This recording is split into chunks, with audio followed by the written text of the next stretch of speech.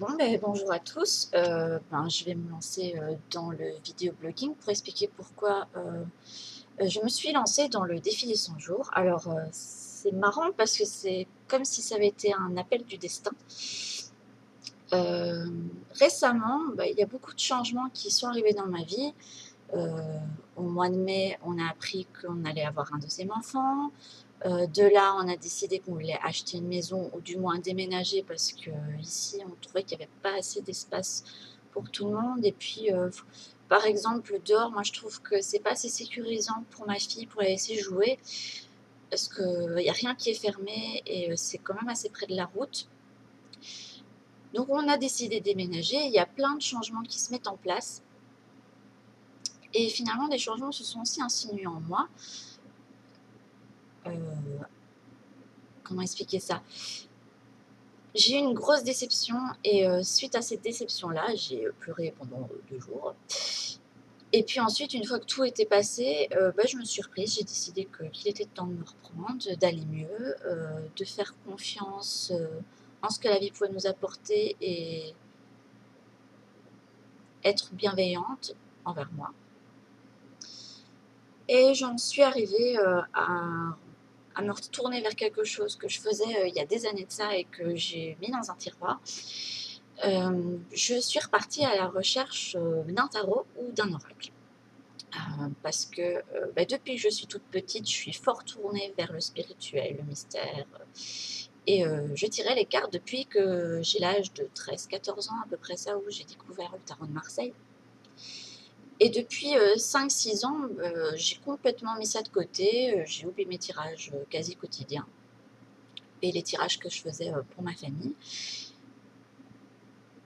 Et je travaillais beaucoup avec l'oracle Lenormand. Et quand j'ai voulu le reprendre il y a 2 ans de ça, euh, j'ai eu un blocage complet. Alors je ne sais pas si c'est parce que mes énergies ont changé entre-temps et que j'avais du mal à me connecter à mon jeu, mais je ne pouvais plus rien faire avec. Donc j'ai décidé de rechercher un oracle et je suis tombée en faisant des recherches sur les jeux, des reviews, etc. Je suis tombée sur euh, les vidéos d'Anne-Sophie Pau, notamment celle de la magie d'Anne-Sophie.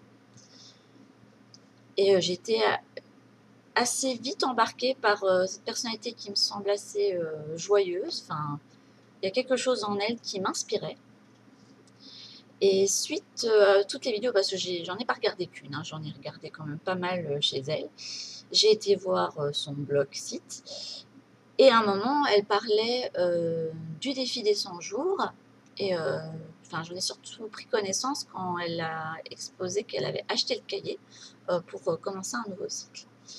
De là, je suis allée voir les pages concernant Lilou Massé. Puis je suis venue sur le site du défi des 100 jours et là, je me suis dit qu'effectivement, c'est peut-être ça dont j'avais besoin. Et je suis venue donc m'inscrire ici. Alors les intentions, j'en ai énormément. Je crois que ça montre que j'ai besoin vraiment de tout. C'est comme si je devais tout détruire et tout reconstruire. Enfin, détruire, c'est déjà fait pour pas mal de choses. Mais là, c'est vraiment comme si j'avais besoin de tout remettre à neuf et de me retrouver.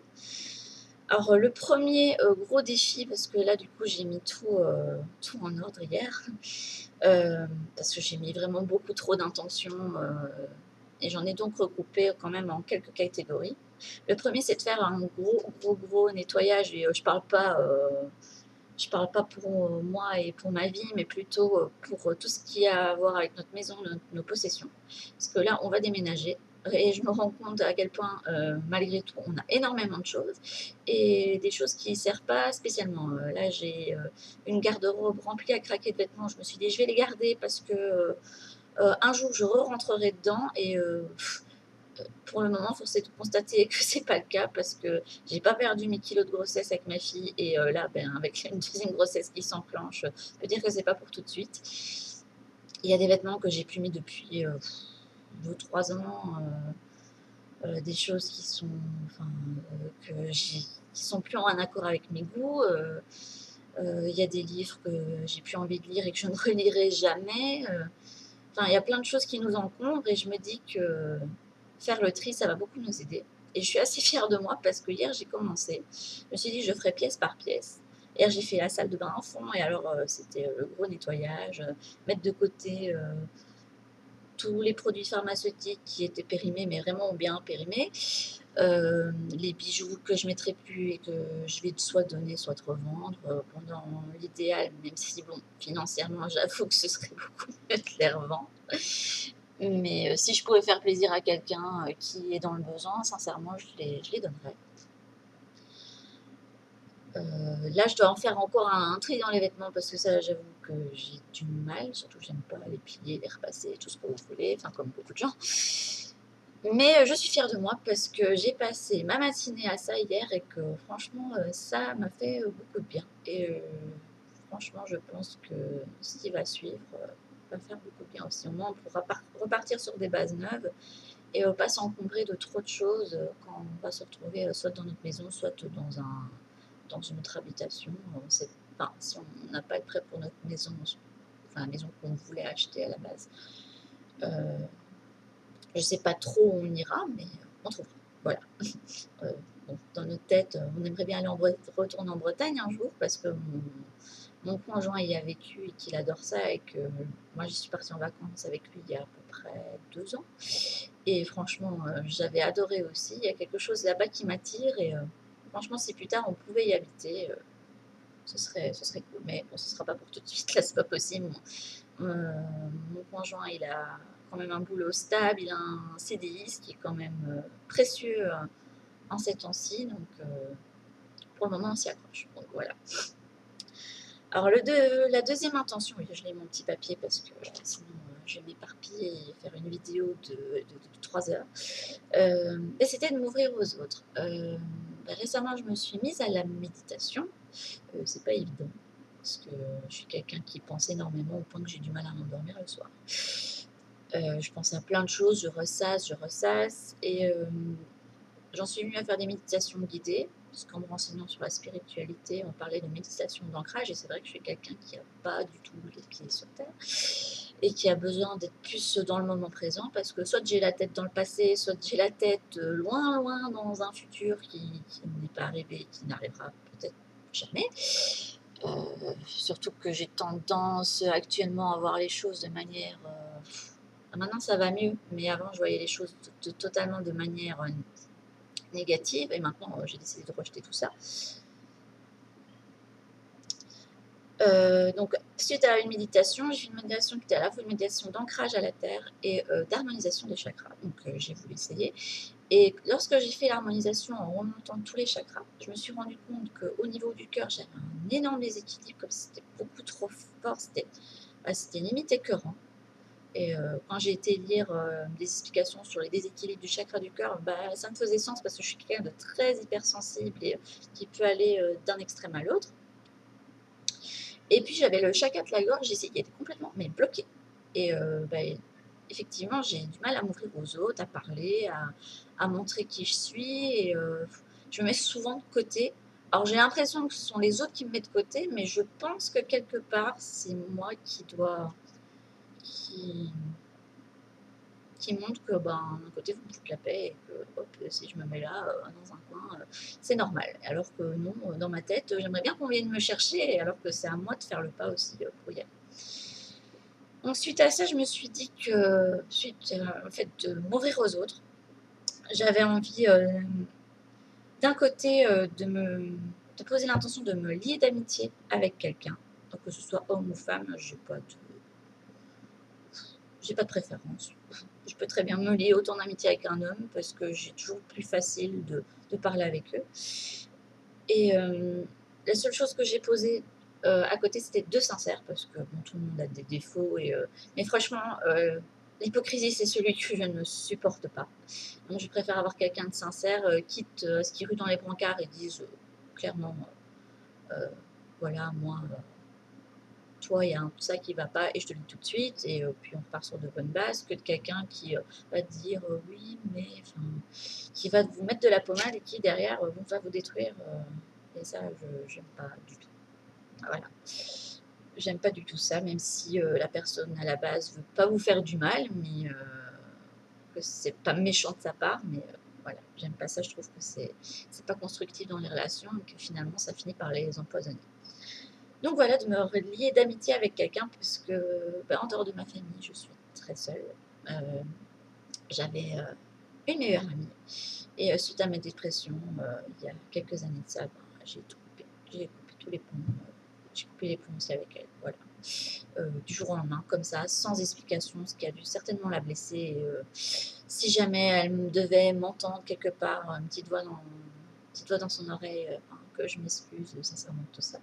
Mais je crois que j'avais besoin à l'époque de. Enfin bon, quand on est en dépression, on ne réfléchit pas. Sincèrement, là, j'étais vraiment partie direct sur, voilà, je veux moi, je voulais être seule. Je voulais plus avoir d'attache, je voulais plus personne. Voilà, je sais pas trop pourquoi, mais voilà. Et à côté de ça, de pouvoir avoir de nouveau un ami, pour avoir quelqu'un avec qui se confier, partager des choses en dehors de sa famille, parce qu'on ne peut pas toujours tout dire non plus à sa famille. J'aimerais m'ouvrir plus à ma famille, que ce soit la mienne ou ma belle famille, parce que ce sont des gens très accueillants et je me rends compte que je ne suis pas totalement intégrée, même s'ils essayent un maximum de le faire. Mais c'est vrai que je me mets quand même pas mal en retrait, et même vis-à-vis de ma vie de famille, enfin ma petite famille, ma vie de couple et ma fille, je me rends compte que je ne m'ouvre pas totalement. Je me rends compte par exemple que dans mon couple, même si on est assez unis, qu'on est ensemble pour enfin, que ce soit dans l'adversité ou dans la joie, enfin voilà, il y a plein d'éléments dans notre vie de couple assez récente, puisque ça fait quand même que 3 ans qu'on est ensemble, mais on a toujours été très soudés, mais je sens que ça pourrait être amélioré. En tous les cas, franchement, quand je me projette, je ne vois pas ma vie sans lui. J'espère que c'est la même chose de son côté. Mais je me rends compte qu'il faut que je m'ouvre plus. Et que si je m'ouvrais plus d'un autre côté, peut-être que lui ferait peut-être plus d'efforts sur certaines choses. Voilà. Donc ça, c'est pour la partie m'ouvrir. Ensuite, prendre soin de moi, c'est prendre soin de moi pas seulement physiquement, mais je dois l'avouer, comme beaucoup de gens, je ne m'aime pas. Mais alors là, pas du tout. Euh, c'est certainement dû à des blocages au niveau familiaux, parce que je suis une enfant non désirée. Bon, ma maman ne l'a jamais posé comme ça, parce que pour elle, elle avait décidé de me garder, donc si c'était, voilà, elle me désirait, elle m'aime, etc. Et avec mon père, j'ai toujours eu des relations très conflictuelles. Euh, j'ai essayé de me faire aimer de lui. Enfin, je pense que quelque part, il devait m'aimer, mais euh, il avait des comportements assez destructeurs. C'était quelqu'un qui rabaissait beaucoup. Il montrait qu'on n'en sait jamais assez. Euh, tu rentres de l'école avec un 10 sur 10, il te disait que ce n'était pas bien, qu'il fallait avoir 11 sur 10. Voilà, le truc complètement stupide, hein, mais toi tu rentres tout fier de l'école, super content. Et puis quand je jouais au piano, parce que je fais de la musique, j'étais en académie de musique, où j'ai une longue formation, on a eu pas mal de concerts, puis on avait des examens 2 fois dans l'année. Et dès que je faisais même si je faisais qu'une seule faute, c'est t'as fait une faute, ou si j'avais pas fait de faute, entre guillemets, c'était oui, mais t'étais pas à l'aise, t'étais pas ci, t'étais pas là, enfin, il y a toujours quelque chose. Et je pense qu'à force de me recevoir tout ça, d'un côté, pour moi, j'en fais jamais assez. Voilà. Donc, il y a un petit blocage par rapport à ça. Et de l'autre, à chaque fois qu'il y a un truc qui coince, pour moi, c'est de ma faute. Et voilà, j'ai mon chat qui me vient dessus. Voilà, allez, installe-toi. Voilà, donc il faut vraiment que j'apprenne à m'aimer. Et ça va pas être évident. Je sais pas trop quels vont être les outils que je vais utiliser. Je pense qu'avec tout ce que j'avais à évacuer, voir un psychologue ou un psychothérapeute, ça me ferait peut-être du bien. Mais enfin, j'ai essayé il y a quelques années et ça, je sais pas si c'est le rapport avec le praticien qui m'a pas plu ou pas, mais ça m'a pas plu du tout. J'avoue que parler sans avoir spécialement d'échange, ça ne m'aide pas. Et je me dis que quelque part, je dois avoir les outils en moi pour aller au-delà de tout ça. Je suis quand même assez soutenue par mon conjoint, qui est toujours là derrière quand j'ai un coup de blues par rapport à ça. Et j'espère que j'arriverai à être bienveillante, à m'aimer, à m'accepter comme je suis, autant physiquement que mentalement, avec mes qualités, mes défauts. Accepter que je ne suis pas parfaite et qu'il y a des choses que je ne peux pas faire. Voilà, voilà, c'est comme ça. Et je pense qu'un premier outil que je vais utiliser, c'est la méditation, parce que mine de rien, ça fait du bien, même si c'est que quelques minutes, enfin, une quinzaine de minutes. Ça permet quand même de se poser, d'oublier plein de choses et d'être plus tranquille, parce que pour le moment, je suis une boule de nerfs. Voilà, c'est exactement ça. L'avant-dernière intention que j'aimerais poser, c'est je m'exprime avec douceur, mais à la fois fermeté, parce que bon, j'ai une voix douce, mais j'ai pas d'autorité du tout. Et pourquoi je parle de douceur? Parce que dans mon rapport avec les autres, parfois, quand ils me parlent, mais ça depuis que je suis toute petite, hein, et on me le répète. Bon, avant, je disais mais non, mais en fait, mais si, on en rend compte maintenant quand même. Des fois, je réponds quand même aux gens comme si c'était des chiens. Enfin, c'est pas vraiment ça, mais il y a beaucoup d'agressivité dans ma voix quand je parle. C'est pour ça que mon conjoint n'arrête pas de dire oui, mais ça va, t'énerve pas. Mais en fait, non, je m'énerve pas. Mais si, si en fait, j'ai toujours un énervement intérieur et je sais pas trop à quoi c'est dû. Ce qui fait que ça pourrit un petit peu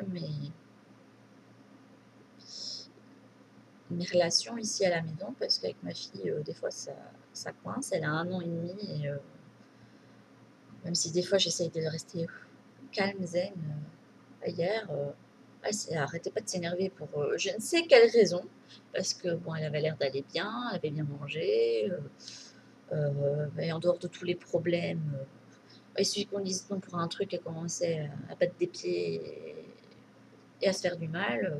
Alors on essaie de la calmer, puis à un moment j'ai l'impression de boire sa colère et dans la tête, je me suis dit avec des gestes, mais je me suis dit non, Sophie, c'est pas possible, quoi. C'est pas comme ça qu'on élève un enfant, même si là, j'ai rien fait, mais des fois, on a des envies de mettre une fessée ou quelque chose. Alors maintenant, si j'ai pas le choix un jour, bah, ça arrivera certainement, ou quand ça part tout seul, nous sommes des êtres faillibles, j'ai envie de dire. Mais là, je me suis dit non, il va falloir que je trouve un moyen pour que, en relation notamment avec ma fille, que les choses se passent avec douceur et que ça arrive à passer.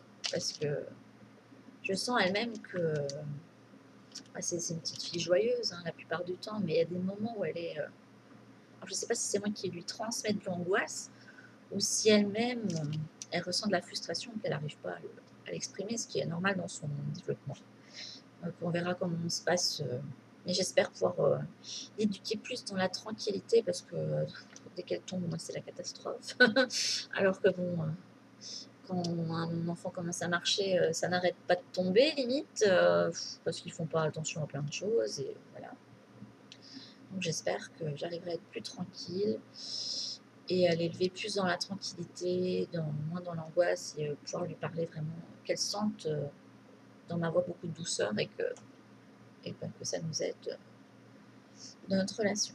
Et enfin, la dernière intention. Donc ça fait quand même déjà beaucoup pour un seul défi, mais je pense que c'est la principale, c'est trouver ma voie, parce que je me rends compte que j'ai besoin de faire quelque chose pour moi, parce que entre les animaux, mon conjoint qui rentre crevé du boulot, et donc je fais quand même pas mal de choses pour lui quand il rentre.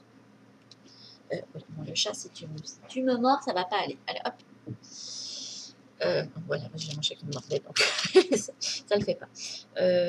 Faire donc des choses pour moi, parce qu'il y a une journée, j'ai eu un chat qui a pas arrêté de me suivre. Ma fille qui était collée comme ça, en me tenant par la jupe. Et j'en pouvais plus.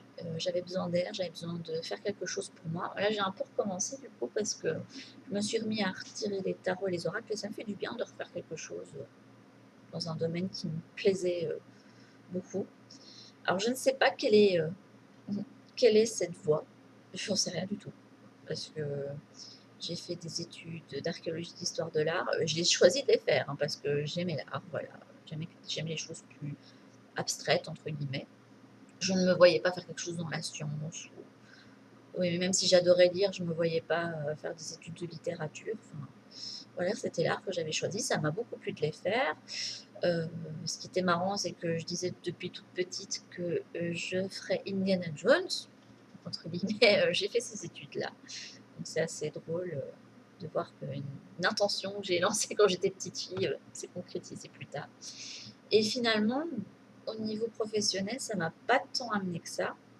J'avais fait un choix suite à mes études, d'archéologie, enfin j'ai fait de l'égyptologie. j'ai fait le choix de faire une année supplémentaire pour pouvoir enseigner. Et force est de constater que ça s'est très mal passé dans ce domaine. J'avais des idées complètement fausses et préconçues sur l'enseignement. Je pensais que ce serait génial, que s'ils voyaient que j'étais quelqu'un de détendu et proche d'eux, que ça allait très bien se passer en classe. Et en fait, si on est limite pas peau de vache et qu'on n'impose pas son autorité, ça ne marche pas. Et je suis quelqu'un qui dégage quand même pas mal de douceur. Enfin, c'est ce que pas mal de gens me disent. Et je me faisais limite marcher sur les pieds la plupart du temps. Le dernier remplacement s'était bien passé, mais alors les autres c'était une catastrophe. Et puis je me suis rendu compte qu'il y avait beaucoup de boulot. Quand vous commencez, alors c'est pas idyllique, alors vous avez peut-être des vacances, etc. Mais, mais quand vous commencez, comme vous n'avez pas de cours de près, vous travaillez parfois jusqu'à des 2 heures du matin et vous vous levez à 4 pour pouvoir prendre votre train pour aller travailler. Voilà, c'était à peu près ça. Donc c'était usant et c'était pas ce qui me plaisait. Alors je sais pas du tout quelle est ma voie, il y a plein de choses que j'aimerais faire. J'aimerais vraiment pouvoir trouver un travail après, enfin ce sera pour après parce que là je suis enceinte donc ce sera pas pour tout de suite. Mais une fois que mon deuxième sera né et que je pourrai retourner au boulot, le chat qui revient. Je pense que j'aimerais, dans l'idéal, trouver quelque chose qui me convienne, ou dans lequel je peux m'épanouir et j'aurais pas l'impression de travailler limite. Enfin, je crois que c'est ce que tout le monde aimerait. Enfin, c'est comme le jeune garçon qui adore le football, qui fait ça de ses journées et qui finalement va, va en faire son métier. Ben, même s'il y a des contraintes, hein, je ne me dis pas, c'est quand même pas évident, il faut s'entraîner tout le temps.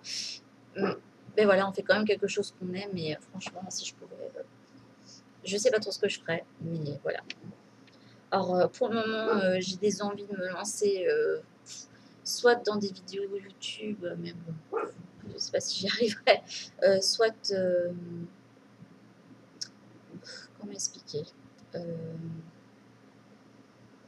soit dans un blog, voilà, ou les deux, parce que généralement il y en a qui font les deux, mais je sais pas du tout dans quel domaine. Voilà. Depuis que je suis toute petite, je suis attirée malgré moi par tout ce qui est, paranormal. Parce que depuis que je suis toute petite, je ressens beaucoup de choses. Enfin, ma maman m'expliquait que je parlais la nuit à des gens. Voilà, vraiment, je m'en souviens pas, je m'en souviens à moitié. Hein. Il m'arrivait d'entendre des voix dans des endroits alors qu'il n'y avait personne. De voir parfois des esprits dans des maisons dans lesquelles j'allais dormir, par exemple chez ma meilleure amie à une époque où je me réveille, je voyais quelqu'un assis sur le lit, je pouvais le décrire, elle m'avait dit direct qui c'était, toi tu fais ok. C'est quelque chose qui m'a fait, qui à la fois m'attirait mais qui me faisait très peur parce que voilà, ça fait peur. Vous vous demandez si vous n'êtes pas fou à un moment quand même, s'il n'y a pas quelque chose qui débloque chez vous. Après, quand vous avez confirmation que non, tout a l'air d'aller bien, pour mes oreilles, pas d'acouphènes, etc., pas de schizophrénie, vous vous dites qu'il y a quand même quelque chose de bizarre. Puis à un moment, je me suis fermée à tout ça pendant quand même pas mal d'années. Et là, bizarrement, depuis que je suis enceinte de mon deuxième, c'est y a tout qui revient. Et là, bizarrement, ça ne me fait pas peur. J'ai envie d'explorer, mais j'ai plus envie d'explorer certaines choses au niveau du développement personnel. Donc là, j'avais décidé de me reprendre tout à nu, comme si j'étais débutante pour les tarots et les oracles, en me mettant à réétudier, parce que je faisais toutes les choses intuitivement en me disant oh, c'est bon, j'y arrive comme ça, j'ai pas besoin d'étudier, alors qu'en fait, si, on a besoin quand même d'étudier. Et si je pouvais faire part de ma maigre expérience en la matière en 33 ans, bah, pourquoi pas. Enfin, je verrai bien. Et d'un autre côté, il y a un autre domaine qui m'intéresse, mais il faudra encore que j'ai les moyens techniques de pouvoir faire ce genre de vidéos. Ce sont des vidéos d'ASMR. Alors pour ceux qui ne connaissent pas, ce sont des gens qui font des vidéos où ils chuchotent. Ils ont une voix très douce, des gestes très doux. Il y en a qui on les voit en train de se brosser les cheveux. Il y a différents types de ce qu'ils appellent des triggers. Ce sont des sons ou des choses que vous voyez qui vous mettent dans un état où limite vous êtes apaisé. Enfin, moi, en tout cas, c'est comme ça que je le ressens. Je suis apaisée et je ressens des espèces de petits picotements à certains endroits de mon corps. Et j'ai ça depuis que je suis toute petite. La première fois que j'ai eu ça, c'était une fille dans ma classe en primaire qui m'avait pris un crayon et qui l'avait tourné dans ses mains tout doucement, comme ça, mais vraiment tout doucement entre ses mains. Et je sais pas, ça m'avait mis dans un état mais de détente absolue. Et ça m'arrivait aussi pendant les cours, quand j'avais un prof qui avait une voix extrêmement douce. C'était limite à la fin du cours, je dormais parce que la voix m'avait complètement apaisée. Et je ne savais pas du tout que ça existait, cette discipline. Enfin, c'est quelque chose qui s'est développé quand même assez récemment. Et lors de ma première grossesse, donc il y a 12 ans, bizarrement, la première grossesse il y a 2 ans, ça a quand même enclenché pas mal de choses. J'ai découvert ces vidéos-là. Et ça m'a fait du bien. Ça m'a permis de mieux dormir le soir, d'apaiser certaines angoisses, de me calmer quand j'avais besoin. Et apparemment, ça aide beaucoup de gens parce que il y a peut-être pas pour les artistes français, mais pour les artistes, par exemple, anglophones, que ce soit en Angleterre, en Australie ou aux États-Unis, ils ont des milliers de vues sur leur chaîne YouTube, quoi. Ce qui prouve bien que les gens, ressentent vraiment le besoin. Enfin, on est tellement dans une société où on est stressé qu'on voit bien que les gens, ils ont besoin d'avoir une soupape, de se détendre. Et du coup, voilà, ces gens-là, qu'on appelle les artistes ASMR, certains, ils ont quand même pas mal de succès sur leur chaîne. Et enfin, tant mieux pour eux parce qu'ils font quand même quelque chose pour les gens. Et au départ, ils n'étaient pas... Enfin, je ne sais pas si certains se sont fait monétiser sur leurs vidéos, mais bon, certains ont demandé quand même des dons pour pouvoir juste acheter un meilleur matériel vidéo et au niveau des micros. Parce que pour que ça marche mieux, il faut qu'on puisse enregistrer un son qu'on appelle binaural. Donc à la fois à gauche et on entend à gauche et à droite les sons en alternance. Comme si la personne était réellement à côté de vous, quoi. Donc, et franchement, je me dis qu'il y a un truc à faire à ce niveau-là. Bon, en France, ça commence seulement à intéresser certaines personnes qui trouvent quand même ça assez bizarre. Enfin, oui, c'est assez bizarre hein, quand on regarde les vidéos à la première vue. La première fois, je me disais ça. Mais finalement, quand ça vous calme et ça vous aide à dormir, moi, ça m'a aidé pour mon premier accouchement aussi, à supporter quand même des contractions pendant une bonne dizaine d'heures. Donc, avant de me dire que finalement je prendrais quand même la péridurale parce que je n'en pouvais plus. Mais pendant autant de temps, ça m'a quand même aidé à supporter, à mettre mon attention sur autre chose, à me détendre. Donc c'est quelque chose qui m'attire. Je ne sais pas si j'ai la fibre pour faire ça, mais je verrai bien. Je vais tester et puis je verrai si ça me convient ou pas. En tout cas, trouver ma voie, c'est vraiment quelque chose que j'ai envie de faire. Faire des choses pour moi. Et voilà. Donc, je pensais pas faire une vidéo aussi longue parce que je me suis étendue du coup. Et bon, je m'excuse pour le chat et le chien. Parce que bon, dès qu'il voit une voiture passer, c'est fini, il aboie. Donc voilà ce qui pose mes intentions pour ce défi des 100 jours. Alors ça fait beaucoup de choses à faire. Mais voilà, on va faire les choses petit à petit. Et s'il y a des choses qui sont à refaire après, on les refera après. Et, j'ai décidé de faire ça tranquillement.